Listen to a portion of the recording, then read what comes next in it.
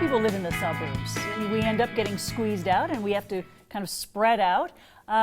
If you find there are any challenges about living in the suburbs, that's exactly what Dave Hardy wants to know. He's directing something called the Institute for New Suburbanism, and it's a think tank that is going to basically make the suburbs better, which is such a great goal. So first of all, what's a think tank? What does that mean? Think tank is a group of planners, architects, and academics around the world who basically share ideas about how to make the suburbs better, how to help the suburbs adjust to some of the challenges they're facing around the world. So we have people in Australia and Europe and through the US and Canada that are all thinking about these things. That's so interesting that people all over the world are having similar issues. That's correct. Are they similar, or are there a lot of differences as well? There's some differences between the US and Europe.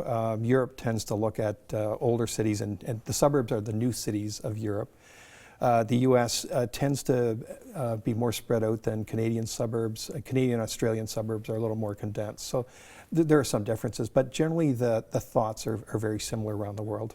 How do you go about getting the research that you need for the think tank? Well, these days we're number one in Google, so that helps. But anybody who's researching the suburbs will come across the Institute for New Suburbanism, and we have dialogue. We have a lot of Twitter followers.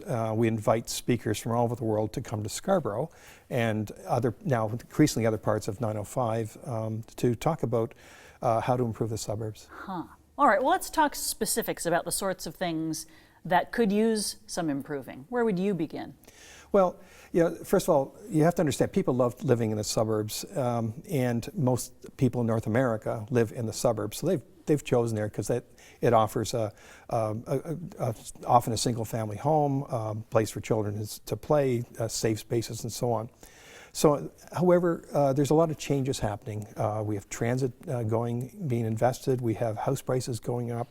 We have pressures for increased density, and we have opportunities as well to, as our suburbs mature or new ones are being built, to add in entertainment spaces, better retail spaces, spaces that are walkable, and so there's a lot of opportunities that can happen, both planning new subdivisions and taking advantage of opportunities to adjust to change for older subdivisions. Well, you mentioned house prices. That's key for so many people, and they're going up and up and up, especially in this area. What effect does that have? A huge effect, and we saw it first coming out of Europe, where there's a whole concept called flattening of the city, where if you're a millennial or new family former, the only place you can really afford a house or get into the market is the downtown condos.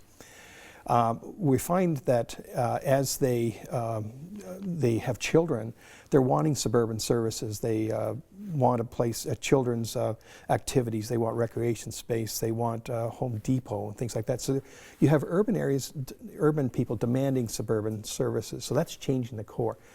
That said, when you go to the suburbs, they finally are able to afford a suburban house. They're saying, hey, I liked my barista. I liked going out and having a conversation with somebody. Walking to the corner and getting a fresh loaf of bread. Yeah, so then you have a demand for urban services in the suburbs. So there's a whole mix that goes on. It's all started by increasing house prices. That's interesting.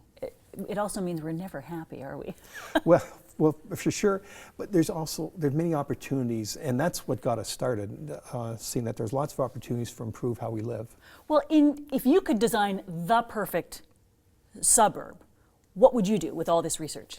Yeah, first of all, acknowledge that the suburbs that are being planned today are generally well planned. There's a lot of thought that goes into making sure they're adjust well to natural spaces.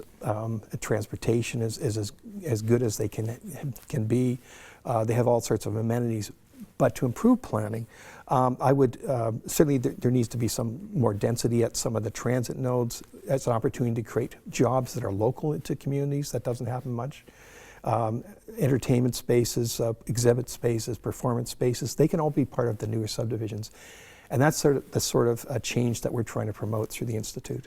And keeping those green spaces, even when the need for more and more housing exists, that's important too, right? You know, it's not a surprise these days for people in the suburbs to come out in the morning and seeing a deer on their lawn or a coyote or a fox or what have you. So we've done a fairly good job over the last, say, generation of linking suburban areas to valleys and woodlands and so on, and that's really working quite well. we've been careful to make sure we don't plan out those wonderful natural areas as we build new communities. Where can we go to find out more about the think tank and look at some of the research that's happening? Yes, certainly the best place is online. So it's INS would Google that, or New Suburbanism, Google that, or tweet New Suburbanism. You can find a whole breadth of research just doing that. And we're inviting people to come and be part of our conversation. Love it. Thank you so much for being here. Dave Hardy, Executive Director for the Institute for New Suburbanism. We appreciate the information. Thanks, Val.